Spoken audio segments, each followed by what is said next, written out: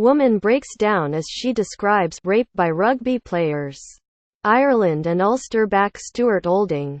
A woman allegedly raped by two Ireland and Ulster rugby players broke down as she gave graphic detail about the case.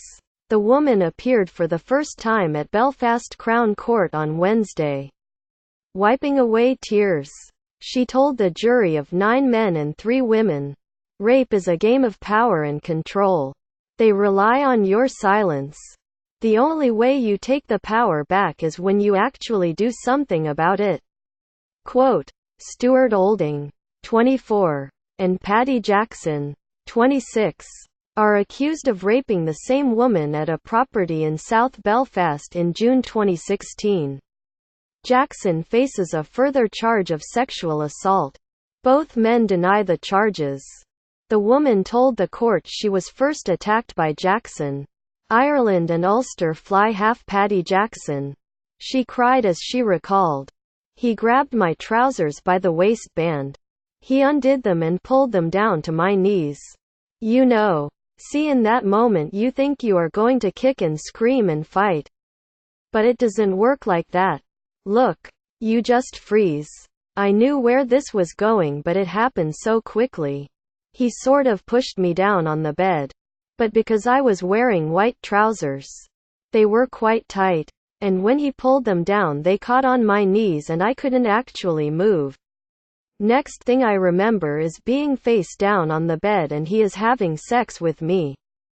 Quote, 2 other men are also on trial on charges connected with the alleged incident on June 28, 2016. Blaine McElroy, 26, from Royal Lodge Road, Ballydollahan, Belfast, is accused of 1 count of exposure. Rory Harrison, 25, from Mance Road, Belfast, is charged with perverting the course of justice and withholding information. Both have also pleaded not guilty. The woman was questioned for more than an hour by prosecution barrister Toby Hedworth QC. She said the alleged incident happened in a bedroom at Jackson's home after a night out Ollie's, a club in Belfast's Merchant Hotel. The woman, who is not a rugby fan and was not aware the players had been in the nightclub, had drunk 1.5 large glasses of wine and 3 double vodkas during the course of the night. She had nothing alcoholic at Jackson's. The court heard. It emerged she had kissed Jackson in the same bedroom earlier in the night, but had made it clear she was not interested in anything else.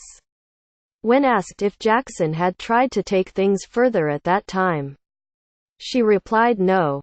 It was when she returned to the bedroom to retrieve her clutch bag because she wanted to go home that the alleged rape happened. She added, verbally, "I had already told him I did not want this going any further. There was nothing physically about me that said to keep this going. He knew I did not want this to happen and he kept going." Quote, at some point, she claimed, "The bedroom door opened and Stuart Olding walked in. My heart just sank." The woman said, "I knew what was going to happen. I looked at Patrick Jackson straight in the eyes and said, please no. Not him as well." Quote, she said Olding forced her to give him oral sex and that someone was pushing on her head. "I presume it was Stuart, but I don't actually know who it was." The woman added, as the alleged attack was taking place, it was claimed the door opened again and a female voice was heard. The woman feared she was going to be filmed. She said, "I immediately turned my head away. I was so worried I was going to be filmed or something. Because they were all taking loads of photos downstairs." Quote, throughout proceedings the 4 defendants, who arrived at court separately, sat alongside each other in the dock.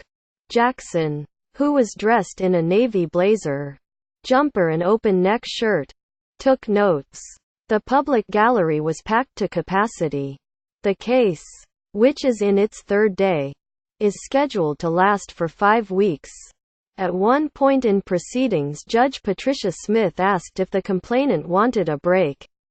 However, she declined. When asked by the prosecution if anything else happened in the bedroom, she replied, "Patrick Jackson pushed my knees apart. He literally tried to get his whole hand up me. He wouldn't stop. I was trying to bend over to grab his wrist to weaken his grip. The more I bent over, the more it hurt. I knew I was bleeding and stuff. He just wouldn't stop." Quote, "It was when Blaine McElroy allegedly appeared naked at the door. The woman said that she claimed her fight instincts kicked in. I thought, this is not happening again," she said. The jury was told the woman felt intimidated. His whole stance and demeanor was so aggressive. It was at that point my fight instincts kicked in. There was not a chance this was going to happen again. Quote, "A curtain was placed around the witness box, blocking the woman's view of most of the court. The defendants, media and people in the public gallery were able to watch her giving evidence on a screen. She claimed that as she fled, stuffing her underwear in her pocket, she told them, 'How many times does it take for a girl to say no for it to sink in?'" Quote, "The woman said she ran downstairs and out of the house but had to return to get her mobile telephone in order to call a taxi. It was at that point that Rory Harrison approached," she claimed. The woman said, "I was running from the house when the front door opened and Rory Harrison came after me. At first I panicked, but then I realized he was asking if I was okay. I obviously wasn't okay. I was crying a lot and he would have seen the blood on my trousers and stuff like that." Quote, "Harrison and the woman shared a taxi. And when they arrived at her house, he asked if there were others in the house and would not accept payment for the cab." She added, "I was actually very grateful. He really couldn't have done enough for me. I have absolutely no complaint with Rory Harrison."